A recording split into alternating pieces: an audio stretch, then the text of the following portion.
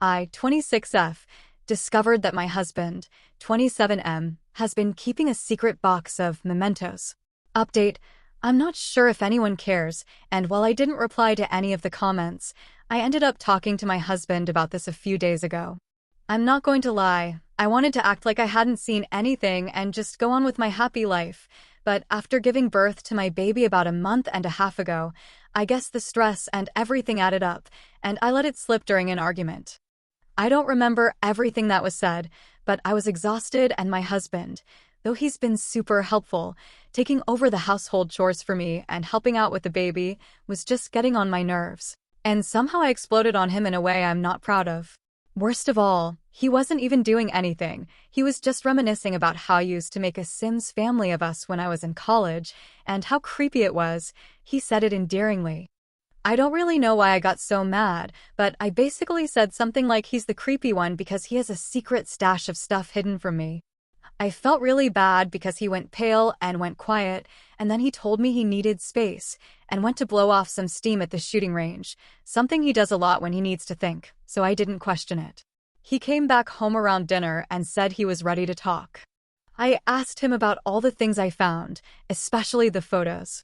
I reminded him again that I never agreed to make any nude photos of any kind, and he apologized and agreed to burn them. Apparently, our history goes back further than I knew, as he told me that we actually met before high school. I had no idea, but his mom, who's a divorce attorney, was the same one my mom used when she separated from her first husband, not my dad.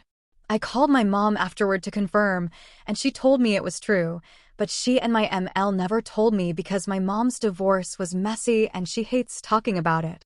Anyway, back to the first time we met. My ML, at the time, often had Lee hang out in her office after school, and it was during one of these days that my mom had to bring me with her to speak with my ML in person. Lee was actually the boy I played with in the waiting room. I can't believe he remembered that because I completely forgot. So according to him, that first time was the day he knew I was special. Lee told me that while he tried to pass it off as just a crush as he got older, it never really went away, which led him to look into his mom's case files. In my state, attorneys have to keep them for 7 years. He found my mom on Facebook, then my dad and her friends list, and managed to find my first and last name to find my Instagram.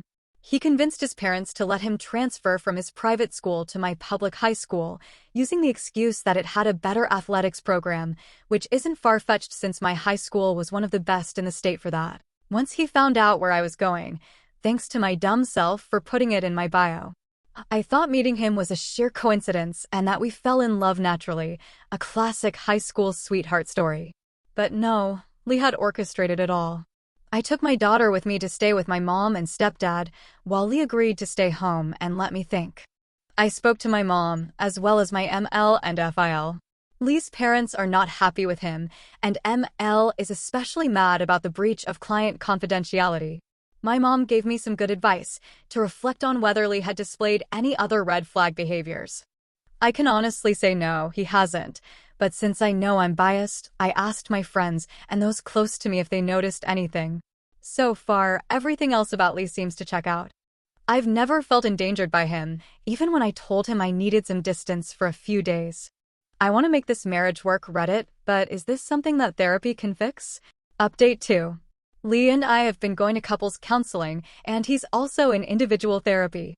After all the drama that happened a few months ago, he sort of had a come-to-Jesus moment, where he realized that the way he had been obsessing over the idea of me wasn't the same as healthy love. We spent a few weeks apart so he could work on himself, and he turned over his device passwords and accounts to me so that I could go through them and calm my worries, as I was really anxious about the explicit photos. Since then, we're back in our house with our baby girl, and our marriage is back on track and better than before.